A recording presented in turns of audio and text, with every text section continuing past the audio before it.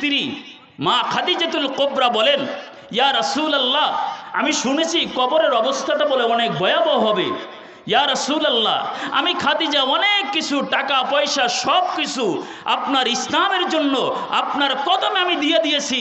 ইয়া রাসূলুল্লাহ, আমার একটা প্রশ্ন আছে। খাদিজা, কি প্রশ্ন?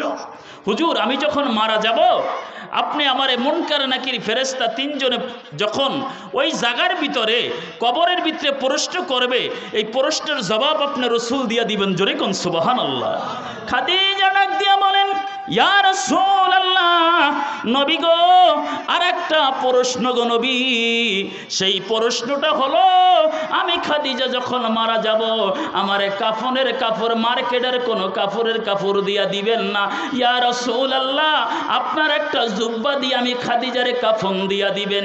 মারিজুন নবুয়াতের মধ্যে আসছেন, মাদারিজুন নবুয়াত কিতাবে আব্দুল হক মুহাদ্দিস দেওলভী রাহমাতুল্লাহ লেখেন, আমার নবীজির সামনে খাদিজা ডাক দিয়া বলে, ইয়া রাসূলুল্লাহ, নবী গো, আমি যদি ইন্তেকাল করি গো নবী, আপনি আপনার জুব্বা দিয়ে আমারে কাফন দিবেন। ইয়া রাসূলুল্লাহ, ওই কবরের প্রশ্ন আপনি রাসূল দিয়া দিবেন। নবীজি বলেছে ঠিক আছে। খাদিজা ইন্তেকাল করলেন। একটু খেয়াল করেন খাদিজাকে, যেই খাদিজা রাসূলুল্লাহ বলেছেন আমার খাদিজার আমাকে এত ভালোবাসছে, আমার খাদিজারে যদি এক পালায় রাখা হয়, আমার কিয়ামত পর্যন্ত সমস্ত উম্মতি মহিলা, সমস্ত মহিলার যদি অপর পালায় রাখা হয়, আমার খাদিজার আমল বাড়ি হয়ে যাবে। জোরে কোন সুবহানাল্লাহ। সেই খাদিজা কবরে ভয় পায়, আজকে আমাদের ভিতরে ভয় নাই। কেন? এটার কারণ মানুষ আজকে আমরা পাথরের চাইতে কঠিন হয়ে গেছে, ঠিক কি না? আপনারা সবাই জানেন, সবাই ওয়াজ জানেন, খালি আমলের সমস্যা। আজকে আমাদের অবস্থা কোথায়?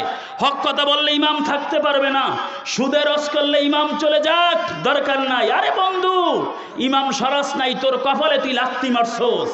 ইমাম তো তোর শত্রু নয়, ইমাম কোন ব্যক্তির গোলাম নয়। ইমাম গোলামি করে কার? আরো জোরে বলেন। আমি জামালি বালা না, সবাই জামারে ভালো করবে এরকম কথা না। রসুল ভালো হইতে না, আমি ভালো হব কেমনে? আমি আপনাদেরকে কয়েকটা মেসেজ দিয়া যাই, মানেন বা না মানেন ওটা আপনার ব্যক্তিগত ব্যাপার। 5 ওয়াক্ত নামাজের